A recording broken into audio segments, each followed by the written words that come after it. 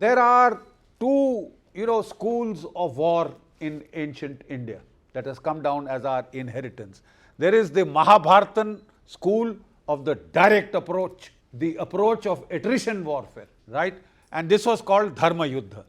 There is the Kautilyan approach, you see, which is the exact opposite, which is the indirect approach, Kuta Yuddha. If you have to build that national will, that Indianness on the people, I think that will solve one of our very, very major strategic things. That is, we have to convert a civilization into a nationhood. Kautilya said that there are 4 sources of threat to any country. Of course, the external threat, the internal threat, internally sponsored external threat, and externally sponsored internal threat.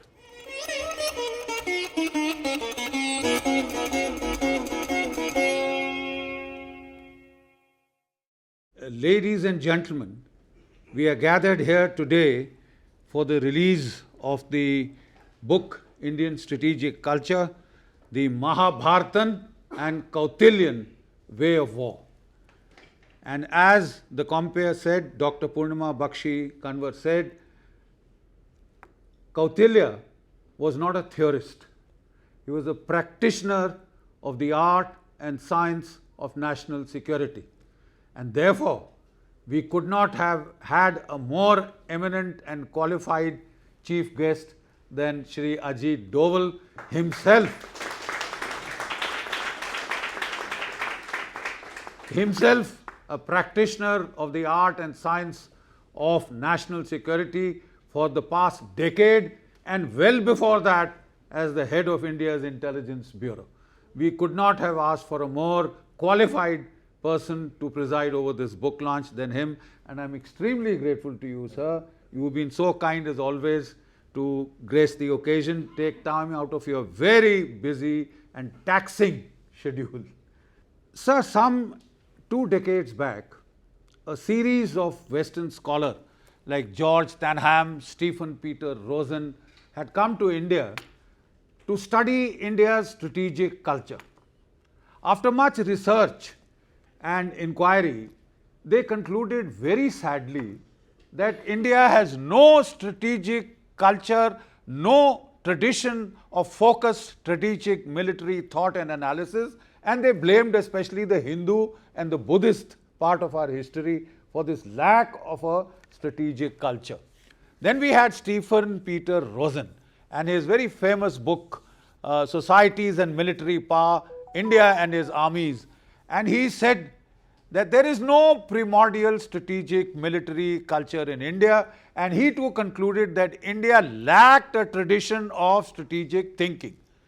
He concluded that the size of the Indian armies mentioned in the Mahabharata, mentioned in the Arthashastra, mentioned by Megasthenes, the Greek ambassador, was a fiction of the imagination. It was unrealistic.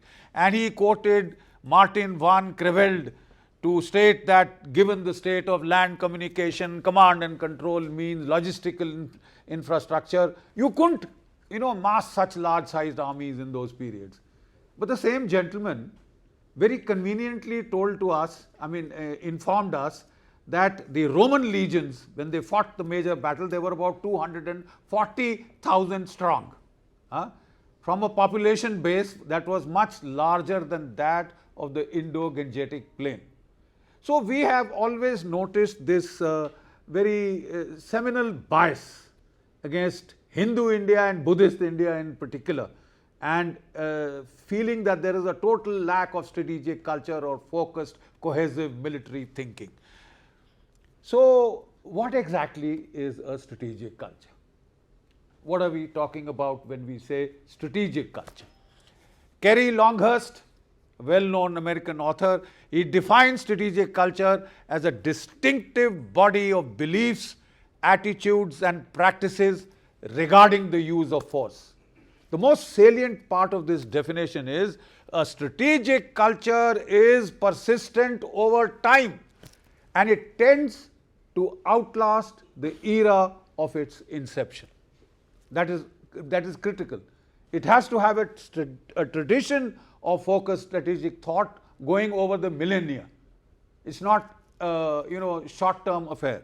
The simple fact of the matter is, unfortunately, the colonial thinking, colonial historiography has so severely distorted the perception about India and its past that we are still facing that problem. And the problem faced by George Tanham and Stephen Rosencrantz was that they relied on colonial historiography to analyze the past and present of India. And quite obviously, that is the place where you go wrong from the very outset. Colonial historiography was rather focused on the immediate past of the ahimsa, non-violence based struggle, so-called, for India's freedom. I'm afraid some historians, Indian historians, beg to differ. 26,000 men of the Indian National Army laid down their lives to make India free. And to call such a struggle, sir, is an insult to those martyrs and their families. Right? But that has clouded thinking about India as a Pacific country, neo-Buddhistic in its approach, ahimsa, spinning the wheel, etc. I'm afraid the truth is otherwise.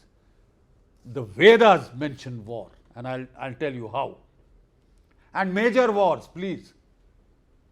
Ramayana is about a war, the invasion of Sri Lanka by the kingdoms of the north, by locally assembled tribal armed forces. It is about a war.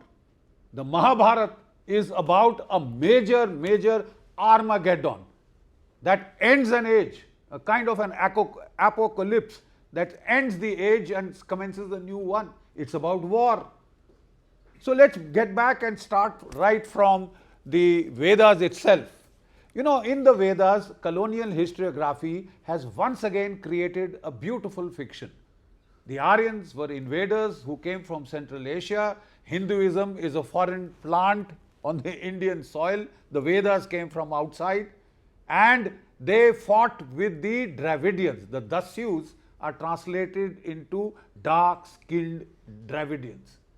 And how the whites pushed out the blacks, so-called, all the way down south from the Vindhyas, across the Vindhyas, into the triangle of the Dravid land, which is the junction of three seas. No Tamil literature includes any story of such a migration. Had such a migration of thousands of miles taken place, they would have carried the place names with them, the river names with them. Nothing of that sort. There is no proof. The actual fighting in the Vedic period was between the Indo-Aryans and the Indo-Iranians. Right?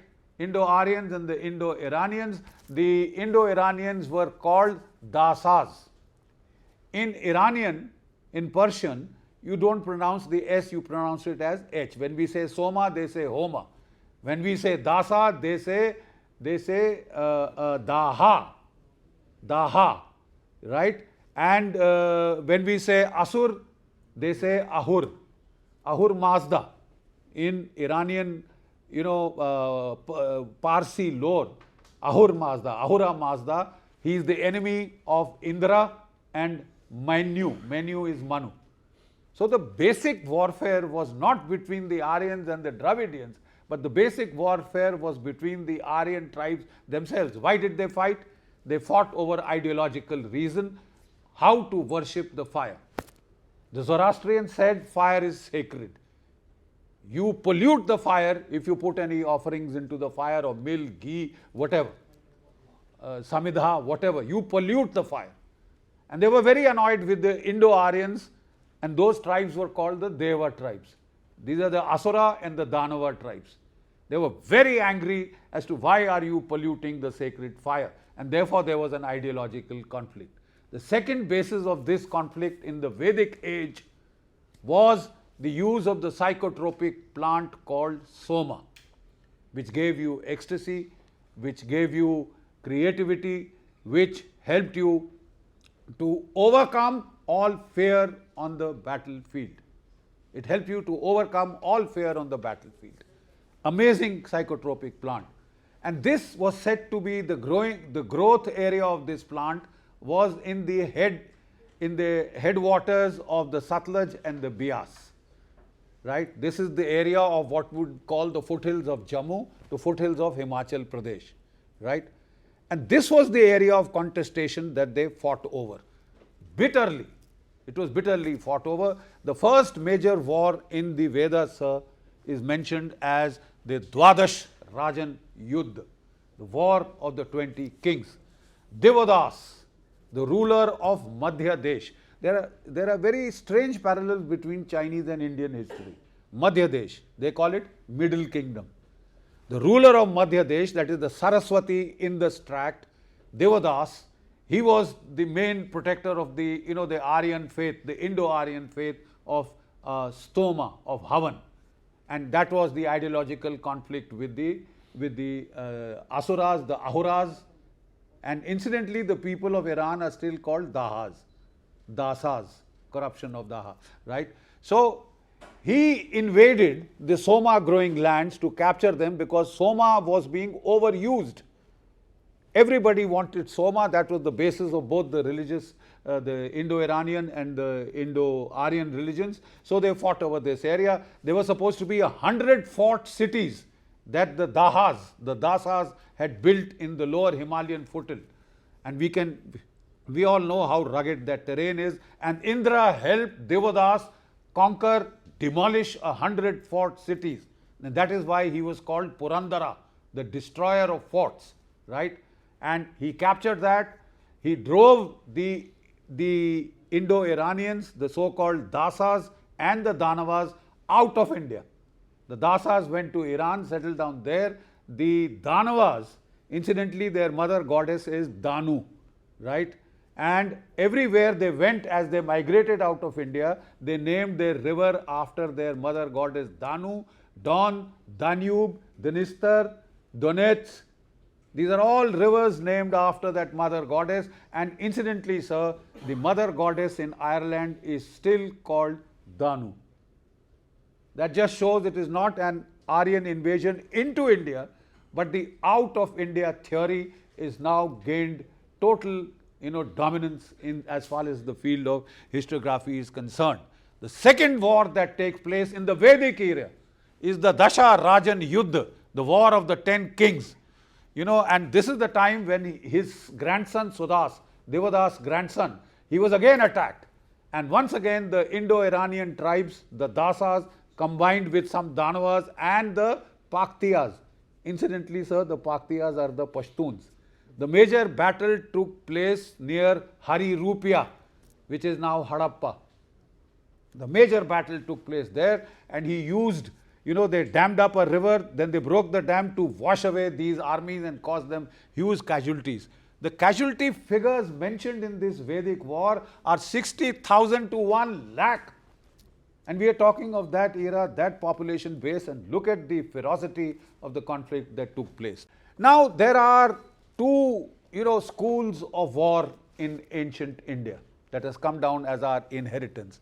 There is the Mahabharatan school of the direct approach, the approach of attrition warfare, right? And this was called Dharma Yuddha. There is the Kautilian approach, which is the exact opposite, which is the indirect approach in terms of B.H. Littlehart's theory, indirect approach strategy, the indirect approach, and that was called Kuta Yuddha. Kuta Yuddha, Kutil Buddhi, that's where it comes from, And what was the basic difference? The sources of the Dharma Yuddha were the Sadashiv Dharna Ruveda, Bhishma school of war in the Bhishma Parv of the Mahabharata, right? And it was based on force. Armies get together in a flat plain and they throw hurl one against the other till the other side is destroyed. No maneuver, no nothing, face on face charge and destroy one another till the other side is destroyed, slaughtered to the last man. But a whole set of rules of chivalry. No attack on civilians, no attack on a man who is wounded, no attack on somebody who is fleeing the battlefield. Unfortunately, we have paid a very severe price, sir, for this chivalry. Prithviraj Chauhan, When Muhammad Ghaznavi was running, 17 times he had defeated him, and when he was running away, his soldiers asked him, "Hukum inhe khatam kar de." He says, "Bhagte hue ko kya marna hai?" And it cost us dearly. We all know what happened. So this chivalry school, this, based upon what I may call the Kshatriya tradition of war, Shaurya, valor, Niti, ethical code, Nyaya, Yuddha, just war, all very good, all very grand principles. But I'm afraid in actual practice they cost us a great deal. The Acharyas of the Kuta Yuddha school actually go back to Brihaspati, God, the preceptor of the gods, the Devas, Shukracharya, preceptor of the Asuras, right, or the Ahuras, and Ashwathama, the son of Dronacharya. When the war was over, he defied all the tenets of that era. He came at night, he slaughtered the children and the grandchildren of the Pandavas. He burnt their camp. You see, that is the kind of ferocity that you need. We may be a pacific people, and unfortunately, we have been set upon by people who are bestial. And we have paid a price, and to fight such people, you have to mirror their methods. Give it back to them in the same coin. I'm afraid ahimsa doesn't work there. So, the Brahmanical tradition set by Kautilya, who formalized these earlier acharyas, is based on reliance on information domination, covert action and destabilization before you strike, and then deception and disinformation. All this became part of the Indian lexicon. There is the context of, sir, multipolarity. Patterns tend to persist and repeat themselves cyclically. Whenever in global history there has been a multipolar order, there has been war. World War I, multipolar order. World War II, multipolar order. And now that we are nearly heading for World War III, we have a multipolar order. So conflict is guaranteed.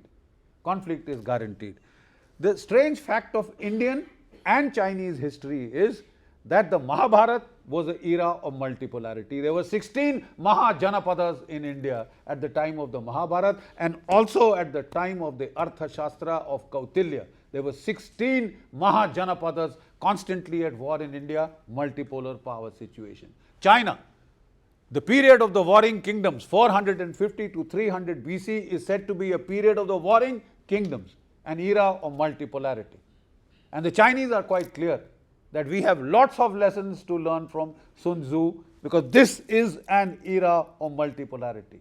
That is the common thread. And you see, by the time of the Mahabharata, the Indian armies had crystallized into four arms: Ratha, war chariots; the Gaja, the war elephants; and then the horse cavalry or the Ashwa, and the infantry or the Paditi. And this was in a multipolar power equation. This was the kind of armed structures all over these 16 Mahajanapadas. The format was something like a tournament. We will fight one another on the battle plain of Kurukshetra, on Panipat. All critical Indian battles, incidentally, have been fought on those same battle plains. Why will we get together there? Because our chariots can maneuver there. They can't go cross country. They can't go off the road axis. So we need a flat plain where the chariots can maneuver, and the main arm in that period was the chariots, the Maharathis, the great archers in the chariot, who could kill hundreds and, as per this thing, thousands and thousands of people with their dexterity at using the bows and arrows. It was a good command and control platform, you see. And the Maharathis were the Kshatriyas. The Gajas, the elephants, were manned by Shudras.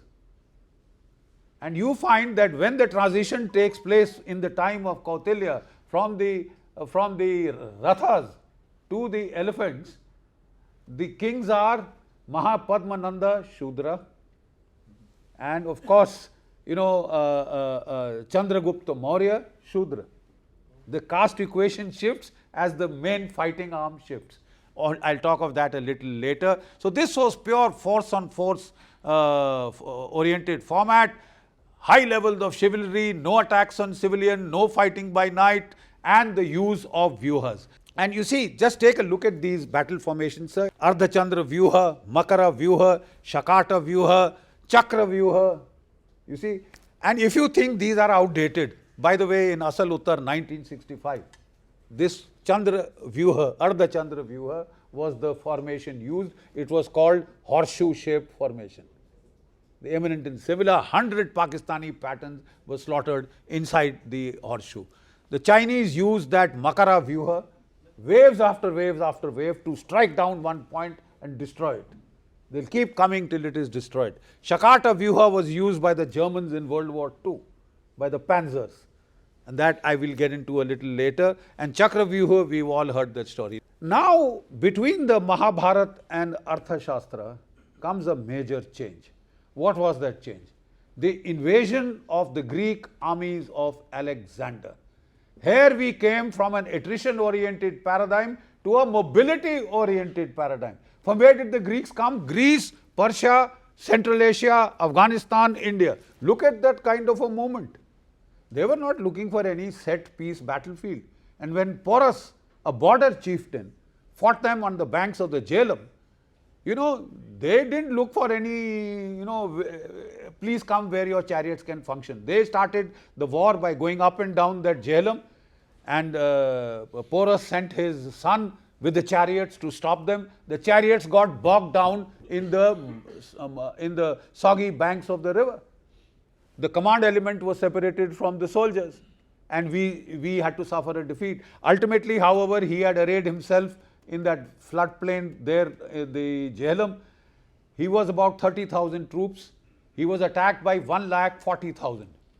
All these stories that we heard of 40,000 Greeks beating, much larger hosts of Porus are poppy crap. The simple fact, even the Russian historians have now come to the fact, he had 70,000 Iranians and about 30,000 Central Asians. And they fought along with the 40,000 Greeks. One thing happened in this war. Ultimately, he was overwhelmed. But he had 200 war elephants. 200 war elephants, and they shook him up. They shook the Greeks up. They were terrified of these war elephants. You see, ultimately they did manage to prevail, but the shock of a new war weapon had shaken the Greek armies. Now, Kautilya was teaching at Takshashila, which is the National Defence College of India, was located at Takshashila, our NDU, first NDU. You were teaching there. Princes, ministers, senapatis and their sons, they were groomed at Takshashila. That was your NDC.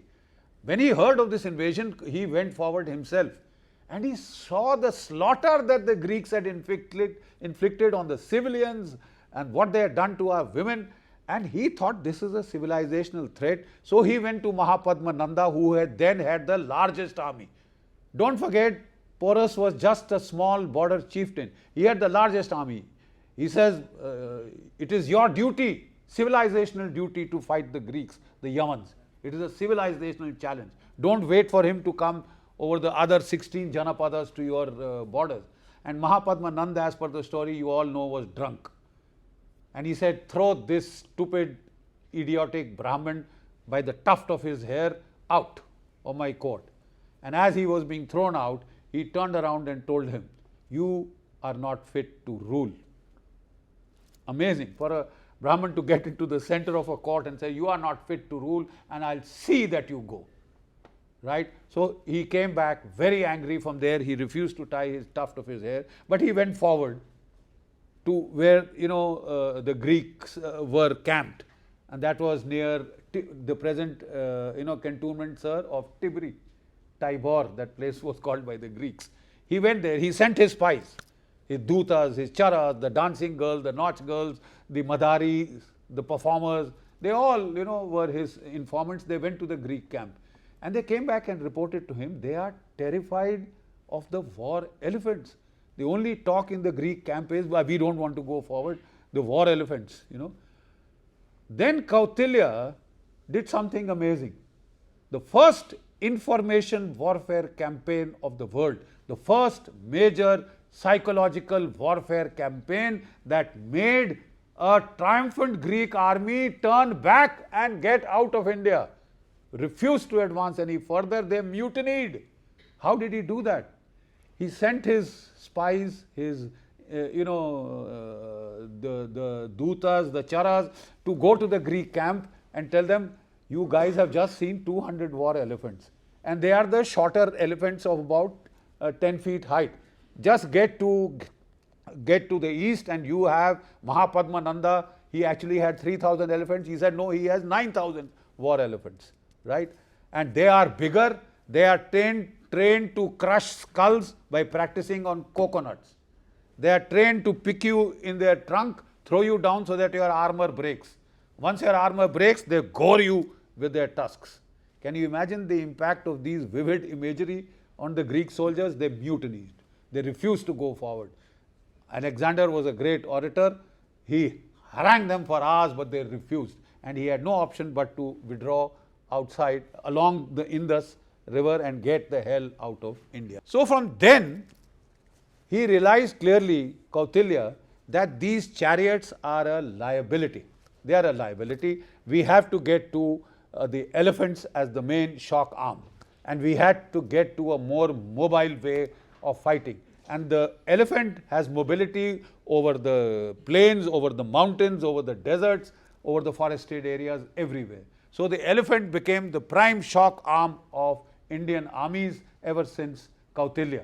And he changed it to a far more mobile format of war. And from then we have the shloka, where there are elephants, there is victory. The problem is that this lasted till the 10th century. By the time the firepower had come in, the cannons had come in, gunpowder had come in, and they shook up the elephants, and we should have changed by then, but we did not. But the fact is, we are talking of the era when the elephant ruled the roost. We are told that we had no focused tradition of strategic thought, sir. Sir, may I direct the attention of all of you to the slide? And here you find that Kautilya had devised a method of net assessment which was called Saptanga, the Saptanga theory of the 7-component theory. He divided every state into 7 major components, starting with the king, the Swami, the minister, the Amatyas, the army, the Danda, the forts, the Durga. The treasury, he said, is the most important. Economic power of the state is the most important.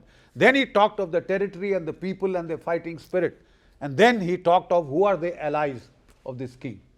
He devised every state into these 7 components and carried out a meticulous analysis of their capabilities. What is the personality of the king? Irritable, calm, excitable, etc. You see, what are his ministers like? How intelligent? What is the quality of their advice? Whom does the king trust? What is the inter se equation between the ministers? Who hates whom? You know, and all this was worked out. The army, the 4 components, not only the strength, their fighting spirit, their armament, bronze or of iron, etc., that had to be checked. You see, and then what is the economic capability of that state?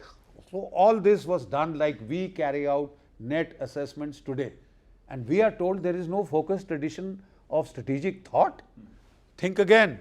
And then they had the mandala theory to evolve your grand strategy. That blue in the center is India, and then when you see the immediate on top is Pakistan and the sea is China. Now Pakistan abuts Afghanistan, and there will be always hostility between India and Pakistan, and therefore Afghanistan will always be hostile to Pakistan, and therefore there is a great congruence between India and Afghanistan. That was the way he analyzed whom to attack, when, what strategy to adopt was done by the mandala theory. Then we have the fourfold means. What are my options? This is done from the Ramayana onwards. Sam, Dam, Dand, Bhed. Conciliatory policy, economic aid or inducement, bribes oblique payoffs, military force, and Bheda is to sow dissensions. But then he had something next which was even more elaborate system of analysis. This is called the Shatgunya theory. The 6 options that you have in statecraft. These were Sandhi, Vigraha, Asan, coercive diplomacy, alliance, samsarya or alliance, and Dvaidi Bhav or double game. If you see this spectrum, sir, on one end is peace and on the other end is war. And in between are the various options. If you see the bottom line, he says enemy far stronger. Enemy far stronger, choose peace. Right? Power is balanced between the two, choose neutrality. Our enemy power is rising faster than your own. Choose alliances like Quad. Own power rising faster than the enemy, choose coercive diplomacy, choose parakram, choose coercion by the use of force, etc. If there is a confused multipolar power equation, then make peace with the one, strike the other. For instance, Hitler in the Second World War made peace initially with Russia, the Molotov Pact, and he attacked the West, captured the whole of France, and then turned towards England, right? And then suddenly he switched sides and he attacked Russia. This is make peace with one, strike the other, right? And if the enemy is far weaker than you, Kautilya has no hesitation in saying, go for war right away, strike while the time is right. There are people in our country who like to tell us that we must help Pakistan. You know, it is in trouble. I'm afraid in a military man's book, we must go all out. This is the time. Kautilya consciously tried to gain information dominance through a vast human intelligence network. In fact, the number of spies were so numerous that Majasanis thought they were a caste by themselves. That is the number of spies that we had in terms of human intelligence. All military campaigns, and this is I would like to stress, all military campaigns were preferred by a concerted action, covert action campaign of months, possibly years. Before he attacked a target, he would destabilize it. It's like judo, jiu-jitsu. Before you overthrow a powerful opponent, you have to break his balance before you attack. So he used a long period to destroy the politico-military balance of the opposing state. He used espionage, subversion, sabotage, assassination, elaborate psychological warfare, information warfare operations, target the minds of the enemy commanders and decision makers, create dissonance, create suspicion. A favorite tactic in the Kautilyan period was that if the king relied very heavily on one particular minister, they sent a letter to him purporting to be from the minister to address to the neighboring king, ki help me, I'll help you overthrow this man. So the king had the minister reduced in height by 6 inches by slitting his throat, and just at the time of war, he lost his most trusted advisor, right? And like I said, all ground invasions were prefaced by a military invasion, by this covert action phase lasting for months, even years, right? And only when he felt that this extended subversion, destabilization campaign had shaken up the enemy, did he resort to kinetic action. And that kinetic action was short and brief, like a blitzkrieg, just a mopping up in the wake of the intelligence covert action campaign. This is how he captured the whole of India in just 25 years. India is the size of the European subcontinent, right? Nobody has been able to unify the European subcontinent till date, right? He did it in 25 years, because of this phase. In the 1971 war, unconsciously, the Kautilyan model resurfaced. Mukti Bahini, 9 months of operation that harassed the Pakistani army in the east. The revolt of the Mukti Bahini did that covert destabilization phase, and they provided us with a lot of information. Next, please. Then when we carried out the operation finally, right, in 3rd of December, when we started the offensive, we used helicopters, we used paradrops, we used tanks to speed up the operations. We bypassed all centers of resistance and we headed 550 kilometers for Dhaka. And in 14 days, our armed forces had captured Dhaka, courtesy that intense destabilization campaigns which had shaken up the Pakistani army. We used the air power for shock and awe. This is one of the greatest victories of the Indian state since Kautilya. 90,000 prisoners of war surrendered. We broke Pakistan in two, created a new nation state with the force of arms. So what is there to take away from our history? We've always had mass armies. Chandragupta Maurya had an army of 690,000 strong. The Mughal army was 2.5 million strong, because Akbar's thesis was that let me suck out the recruitable male population. Anybody who can go against me, let me get him in my pay, right? In World War I, we contributed 1.3 million men to the British Empire's wars, and in World War II, 2.5 million men. And at about 1.1 million, we are still the second largest, third largest armed forces in the world. And unfortunately, we still have a penchant for attrition. Whenever we have moved to maneuver, like in the Kautilyan period, like in Samudragupta's period, like in Peshwa Baji Rao's campaigns, we've done very well. But when we have gotten stuck onto our attrition mindset, it may look very nice and very ethical, but it doesn't serve the interest of the country. We need to consciously develop a maneuver warfare orientation. We are slow to change and adapt. That must change.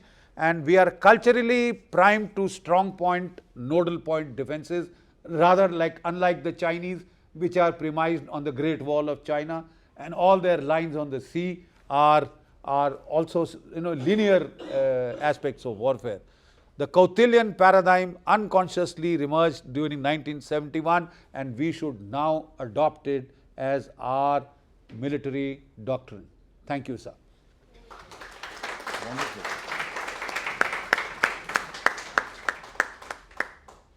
First of all, congratulations, General Bakshi. I've always admired you as one of our modern day rishis. 46th book, it's incredible. And the kind of rigor, scholarship, research that goes into it, you just saw a glimpse of it in the details. I can't wait to sink my teeth into this meaty offering. And such are his books, earlier books as well. Let me get down straight to some of the things that he's touched, which are really very evocative. Kautilya is one of them. Kautilya said that there are 4 sources of threat to any country. Of course, the external threat, the internal threat, internally sponsored external threat, and externally sponsored internal threat. That is the level of sophistication he deployed to analyze how we need to defend ourselves. And 3 of these 4 that he mentioned relate to your internal situation. And that's where I come to the word that I have been flogging for years, demography.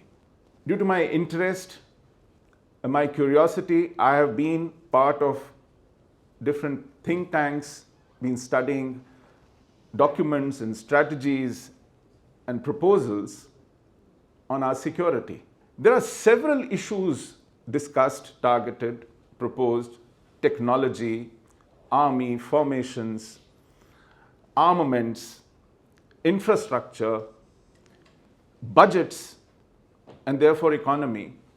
I seldom come across a paper that highlights demography as an important aspect of our security. We are almost as if shy and apologetic about addressing this very crucial factor as one of the cornerstones of guaranteeing our security. And this is where I sometimes feel we overlook. Our borders today are wonderfully managed. We have a great army. We've fought wars and we've excelled. We don't lack valor. And now, thankfully, we don't lack budgets to arm ourselves with the latest technology, great equipment. We train our people. But what do we do? And for the perhaps first time, we publicly acknowledge that there was a half a front within, besides the 2 fronts outside. We still didn't define that half a front, we left it a little vague. But we've started, and thankfully so. How do we go about this half a front? Where do we find a policy reflected in this issue? Have we ever seen a document where national interest is put paramount in stabilizing our demography, especially in sensitive geographies? Do we see this as a national concern? Do we see it as part of our discourse, our media discourse, our professional discourse? I'm afraid not, and this harks back to our traditional native wisdom on national security. I have an interesting example to share with you to underline what I'm saying. And it's not just demography. We need to see what kind of population mix exists in our sensitive geographies. I come from a state where the valley is now bereft of the demographic balance it had, the foothold we had 35 years ago. Can we ever think of holding a territory without paying too huge a price, without a population that commits itself to nationhood and patriotism without preconditions? And when we have such a situation, what kind of price do we pay? In Kashmir, we have lost more soldiers battling insurgency than we've lost in all the wars put together post-independence. This is what happens when demography goes adverse. And besides demography, demography is something which is very tangible, psychography. Even with so-called favorable demography, if you don't have the right values, the right attitudes, and the right perceptions, we are vulnerable. Our campuses, our young population, our social media, and you see all kinds of perceptions and all kinds of arguments coming up because we've not paid attention to building up the right psychographic profile even in the demographic segment which is supposed to be favorable. And this is what offers opportunities to people who can sponsor threats from within, and that's a huge vulnerability. About demographic issue, I would like to share an interesting example. In 2001 census, religious demography came up as a word of caution. There was a think tank, Center for Policy Studies, who analyzed the religious demography data thrown up by 2001 census and published a book. As soon as the book hit the public space and these alarms began to sound, the first reaction of the government was, pull down the site, census site, no data available. The second, when the site was put back, no religious demography data available in that. And third, sent the census commissioner and the registrar general packing. The guy, he wasn't to be blamed. He did his job. But such was the panic reaction, such was the apology. You didn't want, the first reaction is denial. And then to water it down and say, no, not so much, no cause to panic. This is what we are doing with writings on the wall. And today it's not just Kashmir. You see, Kashmir has become a metaphor for this kind of challenge that exists everywhere else. And we need to do something about it. We have the native wisdom, we have the templates, we need the political will and the candor to call the trouble by its real name. It is not terrorism, sometimes normalizes, because terrorism is all over the world for all kinds of reasons. There is one in Chhattisgarh also. If it is jihad, it needs to be called jihad. They themselves call themselves jihadis. In fact, because we keep saying that religion has nothing to do with terrorism, they've caught up, they've clued on now. Lashkar and Jaish and Hizbul now call themselves the resistance front. It sounds very modern, it sounds very kosher, and it sounds very healthy. So this is how they are shaping up, and we need to, in our discourse, in our narrative again, an extremely important part of dealing with this. Thank you very much, first of all, giving me this opportunity to share space with you and to share space with our luminary, Shri Ajit Dovalji. Thank you very much for a wonderful book after so many books, and hope to see some more along the way. And I hope all of you will buy a copy on your way out. Thank you so much.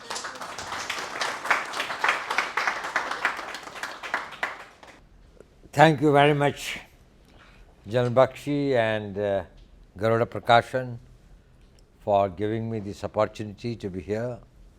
Janal Bakshi, Shri Sushil Pandit ji, our president from the Garuda Prakashan. Ladies and gentlemen, it's indeed a very great pleasure and an occasion for me to be here. I have known Janal Bakshi for a very long time.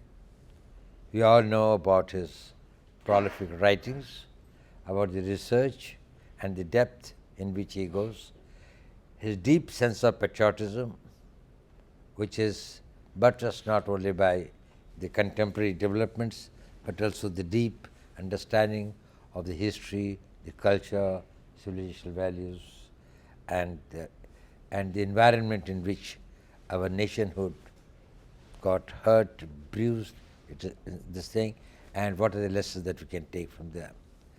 So I must firstly thank Janal Bakshi for this great effort. I knew that he had written a lot of books. It's a revelation to me that this is his 45th book. So heartiest congratulations. We do hope you will continue to much more. Sushil Pandit ji also is a great, an old friend of mine. We had known each other, we have worked with each other for some time. Both these gentlemen have got an advantage over me. That is, they can speak what they have got in their mind. I have got to speak what is correct. And though they know what I feel, and at least they know, the two of them know what my feelings and my understanding are. Now, firstly, let me thank Janal Bakshi for the book, and not for the reasons that many of you would be saying. Why is this book important, and why I consider it to be a very, very great effort?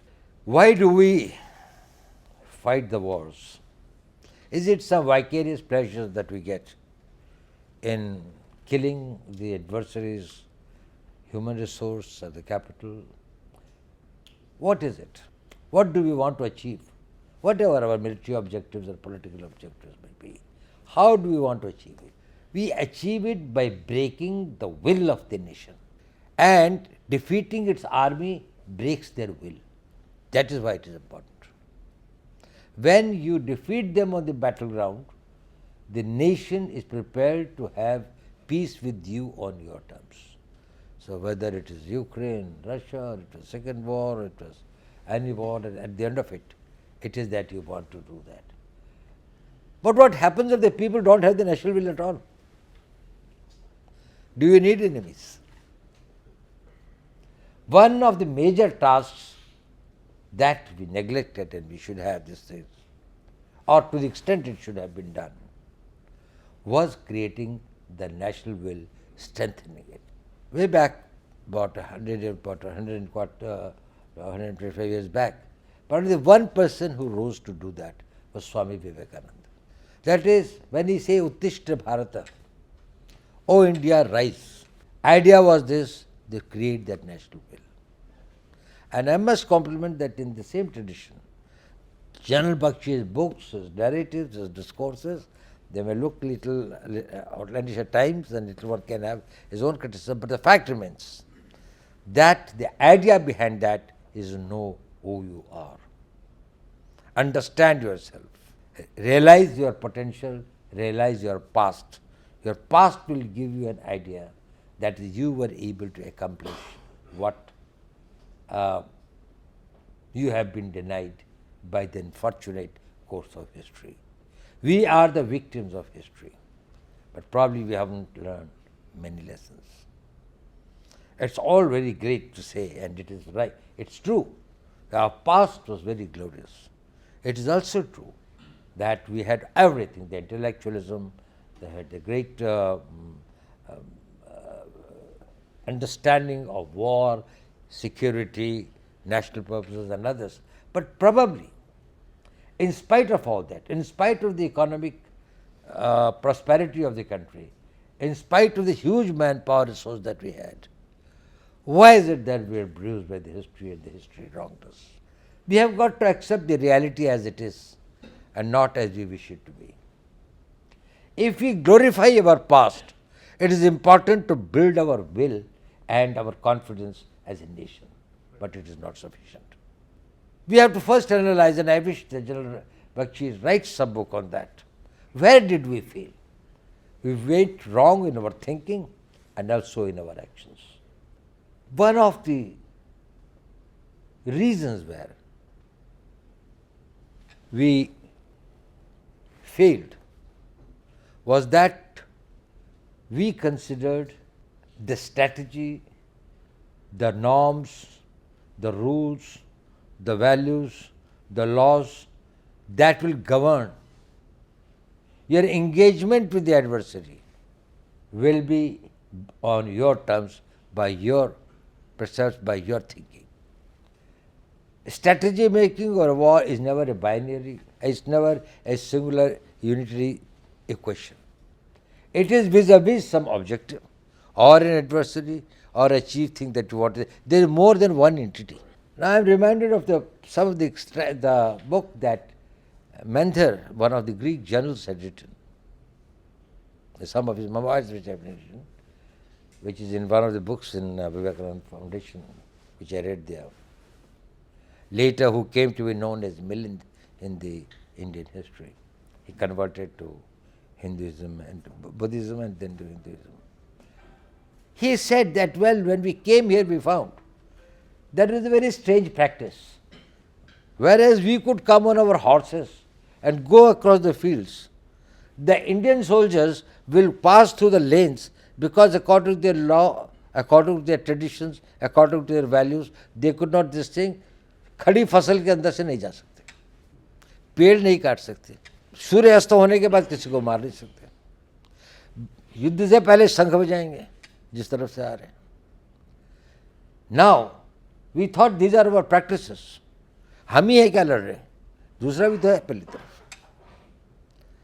Is it that we have got to make our strategies, we have to build our doctrines, we have to build our equipment, we have to build our preparations and training and everything, keeping in view the overall ecosystem and the environment in which we have to work. And it is not as we wish it to be. This persistently had been one of our shortcomings. We did not update and upgrade ourselves. When we brought in horses because others were having it, probably it was a little too late. But then we didn't bring in the sit-ups there. So we were sitting on the horsebacks over the blanket, whereas they could stand under these things and fight with their swords. Or when the gunpowder came, the similar things happened. So we did not adjust to the environment. The slow adaptability of the Indian mind, people who change fast, they are the only one who will be able to leave the adversaries behind. We should be very quick, and it should be something that we can do things, we can surprise the people overnight. We do the things and wait for this thing, that is very important, civilizationally I thought. Another is, all these things require a decision making, whether it's a small decision that a platoon commander makes or it is a mighty big decision that the Prime Minister makes. It all is from a game in the life is our decision making. And everybody makes decisions with good intentions, according to what he has been trained, according to what his education, his mental caliber, his these things are. Why did, say, in a certain period of time, we are talking about Greeks came and Chanakya did very great this thing, he changed the fighting culture. But if we accept the reality, it is not only the Greeks. After that, the Kushans came, the Sak came, the Parthians came, the Lycians came. It is Mughal, the Chhatrapati came much later. Islam came much later. But we were constantly being this thing by these groups and others. Kushans came from Uzbekistan, Tashkent, sorry, the area bordering Uzbekistan and Tajikistan, and then established what became the Kushan dynasty. And Kanishka was one of the great things. There's a different thing that they contributed a lot, but the fact is that they were outsiders, they were intruders. And then it got stabilized when the Gupta dynasty came. And then, immediately after the Gupta dynasty, we think, when India was at the height of its prosperity, it's at the golden, Sone ki Chidiya and all these things that used to be said, that is, we started with the invasions that started from the Islamic things, from Bin Qasim to the others, from this thing. So that started. That was when it was at the pinnacle of its economic prosperity, and it is true, and it was everybody even today understand this thing, that when Kosha was considered to be the extremely important pillar of a state's strength, we crumbled. We made wrong choices, and because we thought what will govern the making the choices will again be governed by what we thought, our sense of righteousness, our sense of what is dharma, our sense of what is correct, and Jan Bakshi gave some very eloquent examples on that. We did not consider, it's all important, I am not telling they are not important, but what is most important is ultimately the choice, exercising your choice is a function of your capability. It is just like this. What can you buy in the market depends upon how much money you have got in your pocket. You can buy a Mercedes or you can't even afford a cycle. We did not build our capabilities proportionate to what our threats were and what we were capable of doing. We had the manpower, we had the economic strength, we had the geographical expanse, we had, in a way, borders that could be well protected, because we had the Himalayas on our north, we had the desert and these things on our west, and then we had the sea, these things, etc. We could have built up when most of these people were still very, very underdeveloped and this thing. We didn't. What we have got to learn is that if you have got to make the right choices, and even if there are people who had the courage and the chivalry to make the right choices, probably the capabilities were not there at the different stages. You know, even Gandhiji, when he said, and if you go very deep and study these things, that he will go for ahimsa or a non-violent movement, because he felt that we don't have the capability of exercising the choice of confronting the British on the battleground. That is what he thought. Bose thought otherwise. He thought that if you could mobilize the whole country, but the country is mobilized if there is that national will. Where was that? How many people still were even at that time and others, they had sympathy, they had regard, they have got acceptance of what Subhash Bose was doing, but they didn't have the courage to go and stand by him or send their children to say that, okay, leave your this thing and go. I am not talking about the people in the army, I am talking about the general public. How many people, when you say the demographic war and others, or the demographic this thing and others, how do you think that the injustice is done that the particular demography behaves in a particular way? That is the biggest strength of this thing. We are civilizationally people who lacked collectivism. When we wanted to achieve the highest spiritual status, we abandoned even our family, our children, our wife and everything, went to the Himalayas with a kamandal or something in the hand. We never prayed together like in namaz and others. Collectivity was not our these things. We excel in our isolation. Our individualism takes over, and nationhood or a community or a society and others are all collective functions. So in our strategy, if we have to bring that collectivism, that this thing, it is only when the society feels empowered and has got the choices. So capability building, capability is more important than intentions. I can change my intentions in half an hour. If you say that, well, I have got the choice that I can attack X and achieve my military or political objective, or I can go for a discussion around the table and for a diplomatic talk. I've got both the options open. Then it is relevant to say, why did you not go for a war when you could? But how could you go for a war when we had no option for doing that? So first build those options and then exercise the choices. If you have to build that national will, that Indianness on the people, I think that will solve one of our very, very major strategic things. That is, we have to convert a civilization into a nationhood.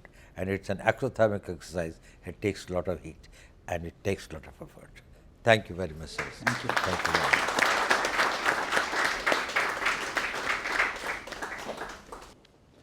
Namaste everyone. We are very fortunate to have such eminent dignitaries at this stage. It's an honor and privilege to have Shri Ajit Doval ji as the chief guest of the event. He has released this book called Indian Strategic Culture, the Mahabharata and Kautilian Ways of War. Also, he has released the Garuda Marketplace. I would like to extend my heartfelt thanks to Shri Sushil Pandit ji. He has enlightened all of us with his scholarly thoughts. I also extend my heartfelt thanks towards General Bakshi, who has written numerous books, and I want to thank all of you, including media people. Thank you. Thank you so much.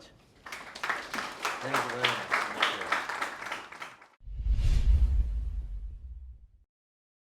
My question is about information warfare, and you mentioned about how Kautilya he was the first one to use information warfare. I would like sir to comment on the current state that when we talk about information warfare, we just know social media platforms, but it is much more layered, complicated than that.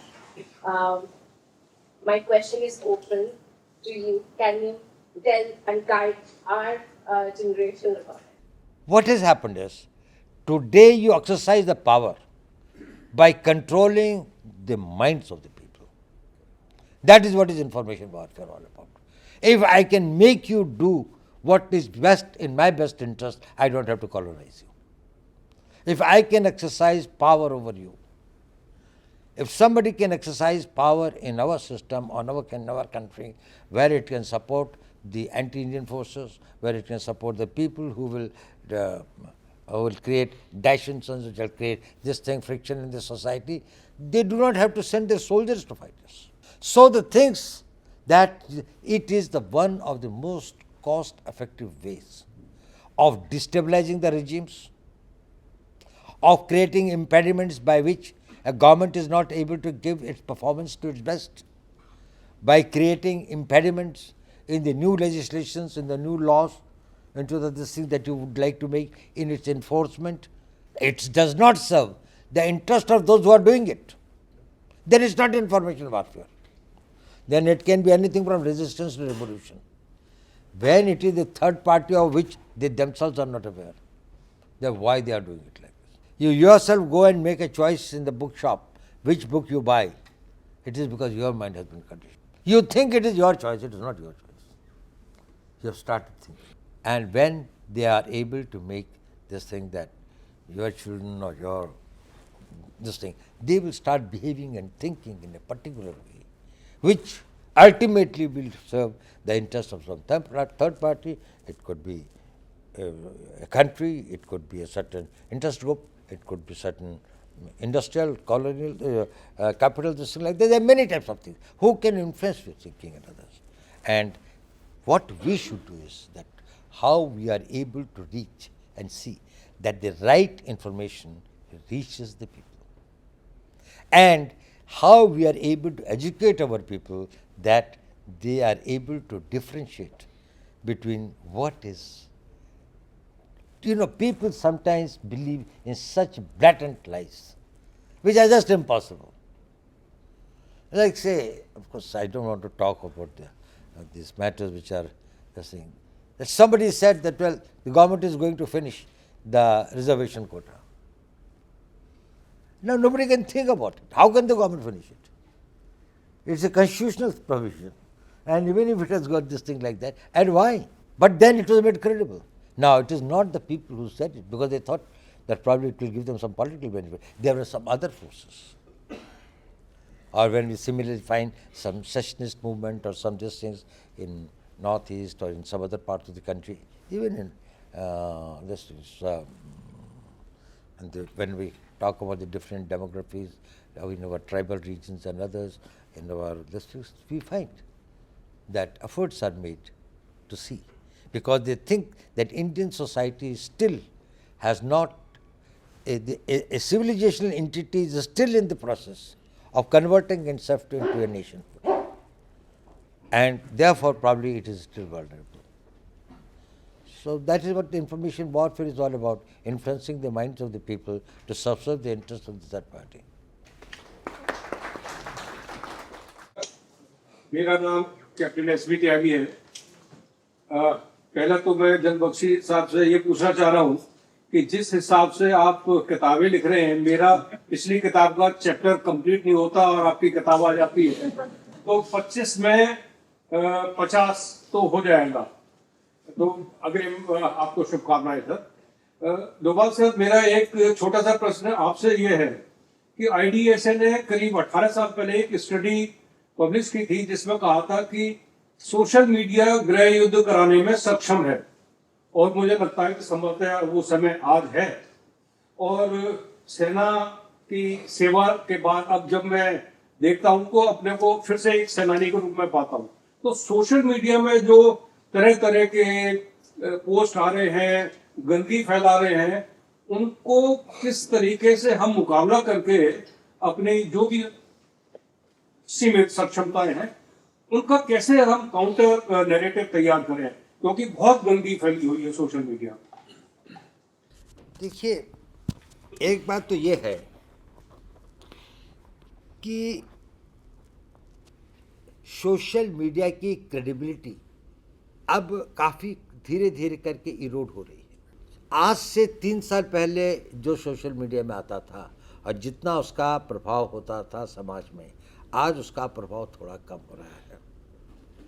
तो हमारे को थोड़ा जितनी, अगर आपके पास time हो और ये आपके पास ऐसे कुछ लोग हों जो वॉलंटियर ऐसे कर सकते हैं, सोशल मीडिया के अंदर कुछ इस तरह की स्टोरीज को देखें जिसके अंदर टोटल ब्लैटेंट लाइज जो हैं उनको आप उजागर कर सकें with a very authentic thing. आप उसका जवाब है, आपके पास कोई फोटोग्राफ हो, आपके पास में कोई इस तरह की, जैसे इंडियन आर्मी के बारे में भी कई चीज़ें जो आती हैं वो बिल्कुल ये है कि जिससे हमारी कंट्री की डिफेंस फोर्सेस का मोरल डाउन हो जाए। कभी कभी वो इस तरह की चीज़ें अपनी यूनिट्स के बारे में या हमारे अफसरों के बारे में लिखते हैं जिससे कि जवानों का फेथ या कॉन्फिडेंस अपनी लीडरशिप पर शेक हो जाए। तो आप लोग ऐसा एक्ट है इसको स्ट्रांगली रजिस्ट कर सकते हैं। इसी तरह से सरकार के अंदर में कई चीज़ों के बारे में ऐसा कहा जाता है जो कि बातें बिल्कुल गलत हैं। तो अगर डिफेंस फोर्सेस के लोग, रिटायर्ड लोग इस तरह से वो करें तो एक तो वो कर सकते हैं। एक बात यह है कि अगर रिसर्च हो सके और काम करने का टाइम हो, किसी पर्टिकुलर टॉपिक जिसमें आपका इंटरेस्ट भी हो, ये हो, उसमें कुछ करके सोशल मीडिया में कुछ समय समय पर फर्स्ट रिस्पॉन्डेंट्स बने जब कोई घटना घटती है। क्योंकि सोशल मीडिया के अंदर में ये देखा गया है कि मान लिया जाए कोई घटना घटी, उसके अंदर में जो ट्रैश आना शुरू होता है वो पहले 4 घंटे 6 घंटे के अंदर में नैरेटिव को डोमिनेट कर लेता है। उसके बाद में जो आते हैं उसके ऊपर में इतना अधिक ध्यान लोगों का नहीं जाता। If you could be the first respondents of something that it is this thing. अब ये भी होता है कि भाई अगर आपको कोई चीज़ रिपोर्ट नहीं करनी है तो आप फर्स्ट रिस्पॉन्डेंट कैसे हो सकते हैं, पर ये हो सकता है। आप इसको किसी चीज़ को अगर आप सोचते हैं कि जैसे कोई घटना घट जाती है जिसमें ये आया कि फर्ज करिए कश्मीर के अंदर में किसी गांव के अंदर में कोई ऐसी घटना घटी जिसमें सोल्जर्स ने कोई ऐसा काम किया जो कि लोगों ने वो मतलब एक चीज़ अखबार में आई, तो फिर आप अपना सही पर्सपेक्टिव अपना थोड़ा पूछ के अपना थोड़ा सा ये करके, अगर पहले 500-700 आइटम्स जो है उसके अंदर में एक सही पर्सपेक्टिव में एक सही चीज़ों को अच्छी रूप में बताया जा सके। उसके बाद में जब 3 घंटे के बाद 4 घंटे के बाद में जब बाकी नैरेटिव शुरू होता है तब तक वो स्टिल हो जाता है। और हमारे यहाँ जो ज़्यादा रीजनेबल वो आते हैं वो करीबन 12 घंटे 16 घंटे 18 घंटे के बाद है, उसको कोई नहीं पढ़ता। It is very late. तो ये है थोड़ा सा। बाकी मेरे ख्याल से देश के अंदर भी पेट्रियट्स की कमी भी नहीं है। बहुत सारे लोग हैं, नेशनलिस्ट हैं, लिखते भी हैं, ये भी करते हैं, लेकिन उनके पास कुछ टाइम कम होता है, थोड़ा टाइम निकालना पड़ता है, थोड़ा सा एफर्ट करना पड़ता है। सोशल मीडिया को तो सोशल मीडिया के थ्रू ही काउंटर करना पड़ेगा। एक बात ये होती कभी कभी कि क्या सरकार को कानून बनाने चाहिए सोशल मीडिया को। अब कुछ तो है जहाँ पर किसी की लाइफ का थ्रेट है या कुछ है, लेकिन अगर हम सोशल मीडिया के थ्रू लोगों की आवाज़ को ये करें, उसका नेगेटिव इफेक्ट ज़्यादा होगा। शायद इसका धीरे धीरे प्रभाव जो है सोशल मीडिया इतना प्रभावी नहीं रहेगा। Sir, Sanjay Vediwal from Republic TV. Sir, you mentioned about how collective unity in our past our failing of not being addressing our collective unity in the past has led to our failings. I want to understand from you that for a country as diverse as India, how do you bring that collective unity and from there bring that civilizational entity from becoming a nation? And a follow-up to that is that how the Indian media can make this civilization entity more harnessed. And if I also can get to you, General Bakshi, I want to understand from you that how our strategy can make us harness our civilizational potential and our becoming a civilization history into a nation. You know, this unity comes when you have got commonality about these things. One is this thing that you have a common this thing of your past. It cannot happen that in my past your hero is my villain and my villain is your hero. It cannot happen that I say Maharana Pratap was a great warrior and it's another. He was just a mercenary who was doing it for the sake of his some personal benefits and others. So one thing that is important in building up that this thing of nationhood and this thing is that, and that is what the Roland Res, the French philosopher, had said. Nationhood, there is a difference between a nation and a state. Nation can exist. India was a nation even when it was occupied by this thing. It was not a state. It became a state after it became independent. Indian nationalism is incomplete without Shivaji or Maharana Pratap or Chanakya. It is not the citizenship. Their citizenship probably expires on the date of your death, but you are part of your nationalism stays. So you are common this thing in the past. Your common vision of the future. Now, how do you build a common pride in this thing? What is this about? Basically, a sense of common this thing of this thing in everybody's past. When we say about Mauryans or when we say about Kotler, Mahabharata and things like that, any people will live in this area. That is this thing of the common past. The second is about the hope of the common future. That brings the society together. Third is common perception of the enemy. That is, we all should have who is our enemy and who is this thing. It's not that you consider X as your friend and I consider X as my enemy.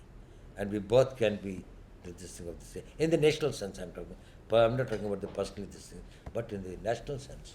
When this, if we have to bring that unity, bring about how the army is this? One unit fights. Because all of them think that the man the person on the other side or the post on the other side is the enemy post. They have to take it over. So they all have got a common sense of enemy. They all have got a common sense of past about the glory of their regiment. They have got a common sense of future about this thing of their unit, that this thing will create this thing like that. So if you can inculcate three, all of them have to be done in a very subtle way and over a period of time. And much has been done and achieved in this country in this direction. But this is all an effort in this direction. You know, I never go to any function. I do not know whether this thing. I never go to any function. I never speak to anyone. I never, as an NSA, I think very, very rarely I have spoken. I have come to this function of the General Bakshi because I think that this is the right subject we should be talking. Thank you, sir. Very much.